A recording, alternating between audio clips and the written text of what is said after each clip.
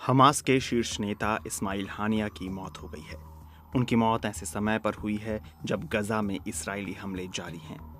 इस्माइल हानिया Qatar में रहते थे और पिछले कई सालों से वह गजा पट्टी नहीं गए थे। हालांकि अंतर्राष्ट्रीय मंचों पर वह हमास का सबसे बड़ा चेहरा थे। फलस्तीन के चरमपंथी संगठन हमास का गजा पर नियंत्रण है। उसके कई वरिष्ठ नेता मीडिया में चेहरा ढके हुए नजर आते हैं। आइए उन चेहरों के बारे में जानते हैं जो हमास को चला रहे हैं। इस्माइल हानिया हमास के पॉलिटिकल ब्यूरो के प्रमुख थे और फलस्तीनी प्राधिकरण की 10वीं सरकार के प्रधानमंत्री थे।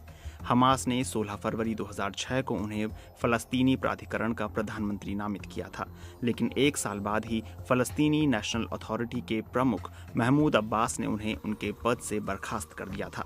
हानिया को 6 मई 2017 को हमास के पॉलिटिकल ब्यूरो का प्रमुख चुना गया था। अमेरिका के विदेश विभाग ने 2018 में हानिया को आतंकवादी घोषित किया था। मोहम्मद दीफ ने उन सुरंगों को बनाने की योजना बनाई जिससे हमास के लड़ाके गजा से इसराइल में दाखिल हुए। उनका असली नाम मोहम्मद दीब अल मसरी है। वह हमास के सैन्य संगठन इज़े अल दीन अल कासम ब्रिगेड के प्रमुख हैं। उनका जन्म 1965 को गजा में हुआ था।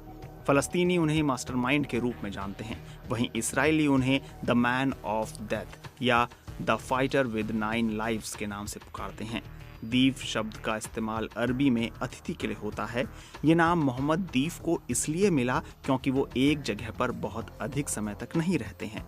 इसराइली हमलों से बचने के लिए हर रात वो अलग अलग जगह पर सोते हैं। मारवान इस्सा इसराइल मारवान इस्सा को शब्दों की जगह कर्मों वाला व्यक्ति बताता है।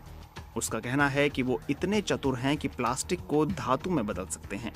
मारवान इस्सा को मोहम्मद दीफ का दाहिना हाथ माना जाता है। वो is Al Deen Al Qasim brigade के डिप्टी कमांडर इन चीफ और हमास आंदोलन के राजनीतिक और सैन्य ब्यूरो के सदस्य हैं। इसराइल का कहना है कि जब तक मारवान इस्सा जीवित रहेगा, हमास के साथ उसका दिमागी युद्ध चलता रहेगा। उनका नाम इसराइल की मोस्ट वांटेड लोगों की लिस्ट में शामिल है। याहिया सिनवार गजा पट्टी में हमास के पॉलिटिकल ब्यूरो के प्रमुख हैं। साल 1962 में पैदा हुए सिनवार हमास की सिक्योरिटी सर्विस मर्ज़द के संस्थापक हैं। अमेरिका ने सितंबर 2015 में याहिया सिनवार का नाम अपने अंतर्राष्ट्रीय चरमपंथियों की ब्लैक लिस्ट में डाला था। अब्दुल्ला बरगूती का जन्म 1972 में कुवैत में हुआ था। वो 1990 में दूसरे खाड़ी युद्ध के बाद जॉर्डन चले गए थे। उन्होंने इलेक्ट्रॉनिक इंजीनियरिंग की पढ़ाई की है। हालांकि पढ़ाई पूरी करने से पहले ही वो फलस्तीनी इलाके में चले गए थे। उन्होंने हमास के लिए कई विस्फोटक तैयार किए हैं। बरगूती को दर्जनों इसराइलियों की मौत के लिए जिम्मेदार माना जाता है। उन्हें इसराइल के इतिहास में सबसे लंबी सजा दी गई थी। उन्हें 67 आजीवन कारावास और 5200 साल के जेल की सजा सुनाई गई थी। खालिद मशाल हमास आंदोलन के संस्थापकों में से एक हैं। वे इसकी स्थापना के बाद से ही इसके पॉलिटिकल ब्यूरो के सदस्य हैं। मशाल 1996 और 2017 के बीच हमास के पॉलिटिकल ब्यूरो के अध्यक्ष भी रहे। साल 2004 में शेख अहमद यासीन की मौत के बाद मशाल को इसका नेता नियुक्त किया गया।